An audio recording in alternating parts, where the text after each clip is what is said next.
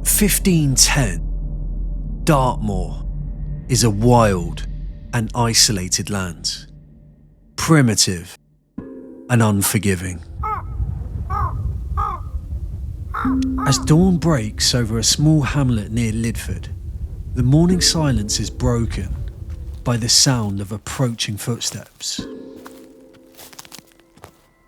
Thomas Bower, a local man accused of poaching deer on the Lord's land, paces around his cottage, not knowing what to do. A messenger knocks on his door. With him are two armed men. Their presence is cold and unforgiving. It's only up close that he notices the royal crest, stitched into their coats, the mark of the crown. One grips iron shackles. They were seasoned hands, hardened by years of enforcing their brutal methods, which had already begun to reshape law and justice across England. A folded parchment is thrust into his hands. He scans the words. He's been summoned to Lydford Castle to answer for unlawful hunting on the moor. A witness has spoken. Thomas reels back. Moments later, he's bound and led away. He's marched down this narrow track, winding towards the grey stone of this building.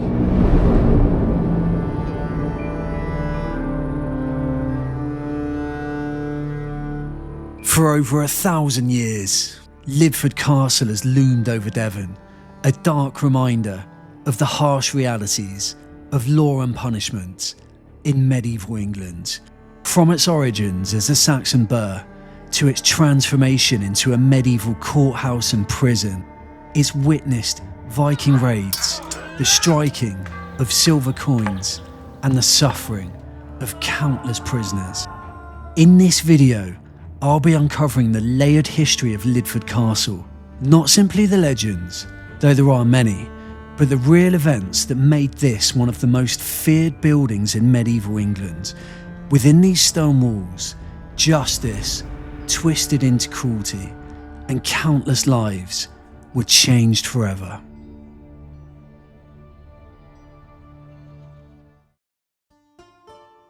Lydford's story starts in a time before England was a unified kingdom. The Saxons had been in England for generations, but in the year 710, they finally defeated the last independent king of Devon. From that point on, this part of the southwest became a key frontier of Wessex, the rising English kingdom. Lydford soon became an important burh, a fortified settlement under Alfred the Great.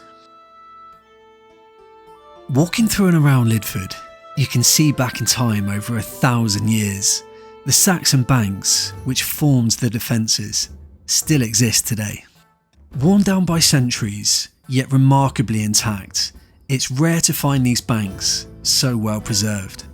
Today the banks are topped by the local sheep, but back in the 800s, a palisade would have formed a defensive wall. These defences, along with gateways, created a safe, fortified space for communities, primarily built to defend against Vikings, which had already torn through Devon's coasts.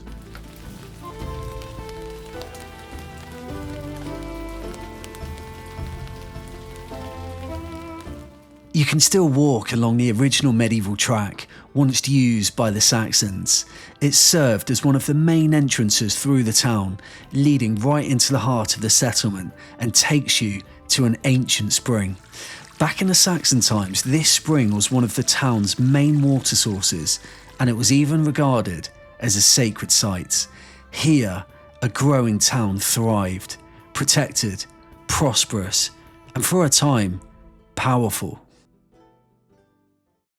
Then, in 945, a royal connection, Aelfrith, who would later become Queen of England, was born in Lydford.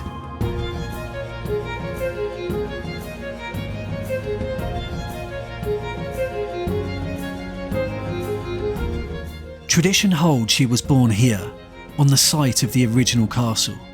The banks and the mounds still remain, But the timber fortification that once stood here has long since vanished. Her father was one of the great nobles of the age, the founder of Tavistock Abbey. We'll revisit this site later in the video. As for Elfrith, her future would carry her far from Devon, into the heart of court politics, power and controversy. But her life was not without scandal. She was later implicated in the suspicious death of her stepson to secure the throne for her own son, Ethelfred the Unready. From a fortified village on the edge of Dartmoor to the highest throne in the land, her story begins right here.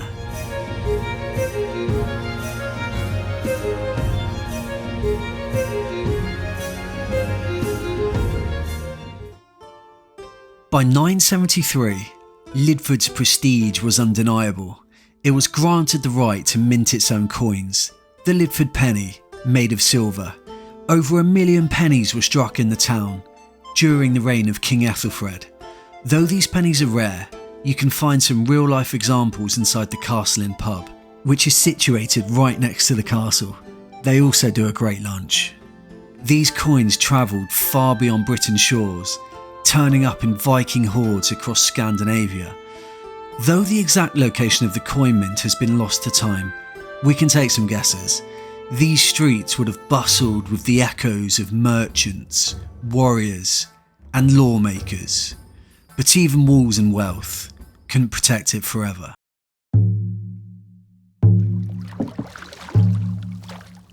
The year 997. The River Tamar is cut by the bows of a longship. On deck, Vikings grip their shields. Word had reached them of a prosperous mint, where silver was struck into coins, bearing the king. They came ashore, striking inland to Lydford, but they found more resistance than expected. Surrounded by strong ramparts, and combined with the Burh's strategic hilltop position, as the Vikings closed in, they faced the garrison, prepared to fight.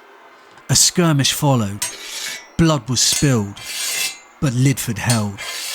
The Vikings, unwilling to suffer heavy losses for a fight they hadn't expected, made a choice.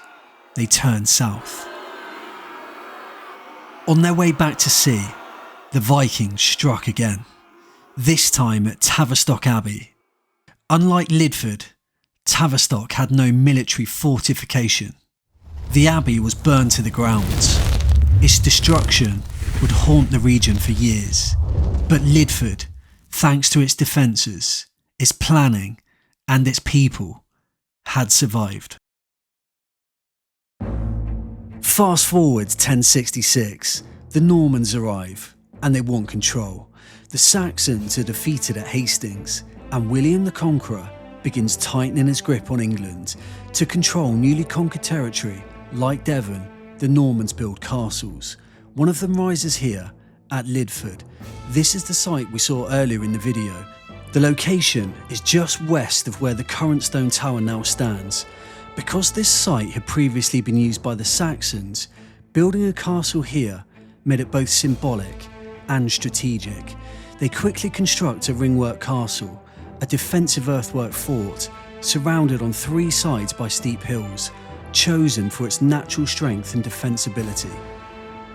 This was a military outpost first and foremost, designed to assert Norman authority, protect supply lines, and intimidate the local population.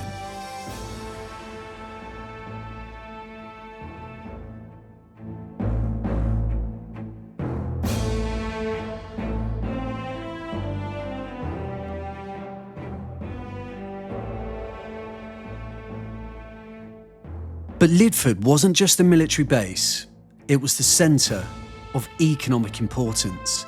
The Domesday Book, completed in 1086, records Lydford as a borough with 28 burgesses living inside the walls and 41 more living outside. Together, they generated enough tax revenue to rival or surpass major English towns of the time, on par with London.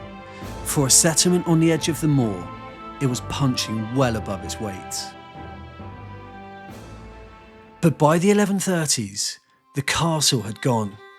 Its timber buildings had burned to the ground. Was it accident or sabotage? No one knows for certain, only that after the flames, Lydford was abandoned and its economy began to decline. By the 1200s, everything changed. All of Devon was now declared a royal forest. Not a forest in the modern sense, but a legal term, meaning the land was protected by the Crown, with strict game laws enforced by royal officers, often harshly. At the same time, tin mining in Devon and Cornwall was booming. Tin was vital to the medieval economy, and control over it meant money and power. Lydford, perched on the edge of Dartmoor, was chosen to become the administrative centre for both the Royal Forest of Dartmoor and the Stannery districts.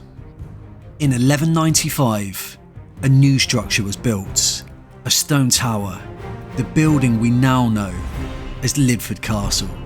Unlike earlier castles, it was built for prisoners.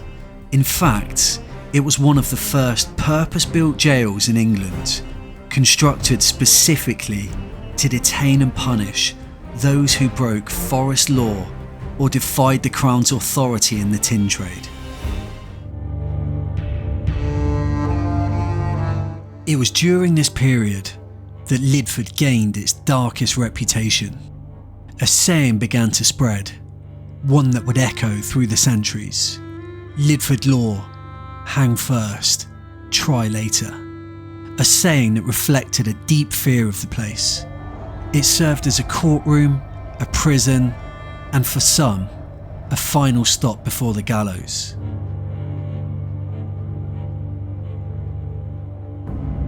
Prisoners would be brought in through these doors, casting one last glance over their shoulder, wondering if they'd ever see daylight again. The first floor served as the holding area for prisoners awaiting trial or execution. Inside the tower, natural light would have been extremely limited, with wall-mounted torches and tallow candles made from animal fat, giving off a flickering light, filling the air with a choking mix of acrid smoke and damp stone. A man, or what's left of one, slumps against the wall, chained by iron shackles. But the cruelest part of the prison lay below, accessed by a trapdoor, the dungeons. Men begged for mercy as they were forced to climb down a ladder into the solitary darkness. The trapdoor was slammed shut, and they were left to starve and wallow in their own waste.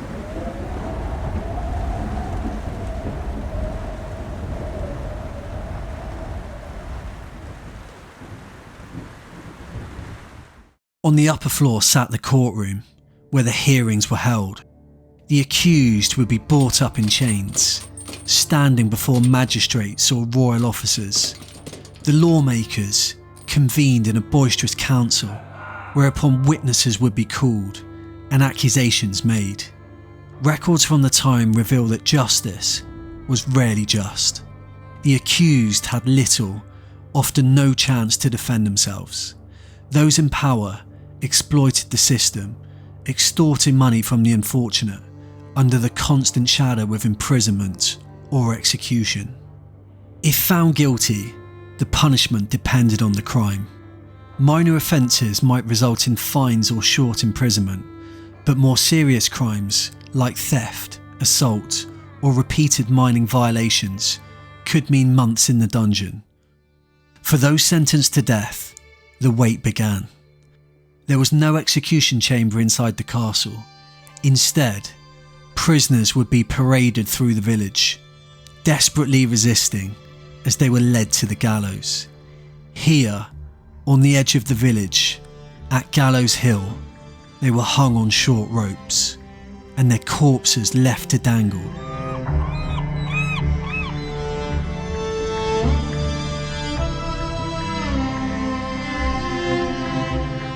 These public hangings were meant as a warning, a brutal spectacle of the crown's power.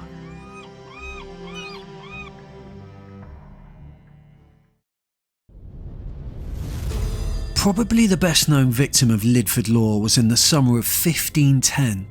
A member of Parliament named Richard Strode rode through Dartmoor, not as a criminal, but as a reformer. He had spoken out in Parliament, calling for better conditions for tin miners and stricter oversight of the stanary courts, but Strode made enemies. Not long after, he was arrested, dragged from his home, and taken to Lydford Castle, where he was thrown into what he later described as a deep pit under the ground. He was shackled at the legs and left to rot. Even for someone of standing, an MP, there was no immunity here. Strode later claimed that his jailers extorted money from him in exchange for basic dignities. In his petition to Parliament, he wrote of cruelty, filth, and corruption, all under the shadow of royal authority misused. But he didn't stay silent. Upon his release, possibly after a bribe, Strode petitioned the King's Exchequer and Parliament itself. The result? Strode's Act of 1512, a groundbreaking law that prohibits any legal action, prosecution, or punishment against members of Parliament for anything they say or do in the course of parliamentary proceedings. His imprisonment became a national scandal, a line in the sand against local courts abusing royal power to silence reformers. Strode's fight would echo far beyond Dartmoor. Though Lydford Castle remained a prison for decades more, its darkest practices were now under scrutiny.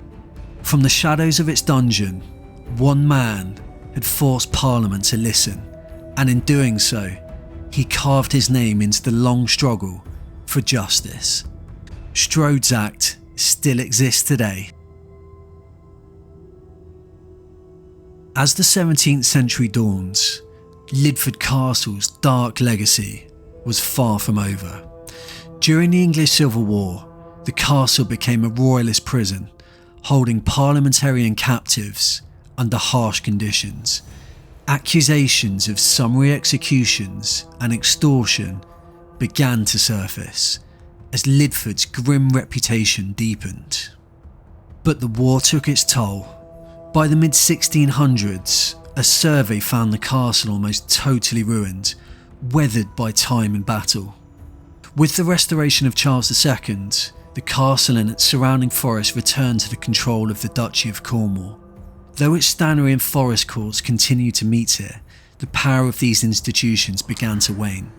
By the early 1800s, Lydford Castle was abandoned as a court and prison and fell into steady decline, a shadow of its former self.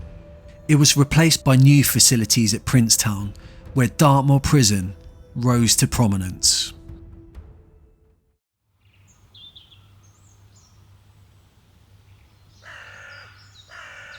Just a stone's throw from the walls of Lydford Castle stands a place of quiet solace, St Petrock's Church. St Petrock was a 6th century British prince, the son of a Welsh king, who renounced his royal inheritance to become a Christian saint.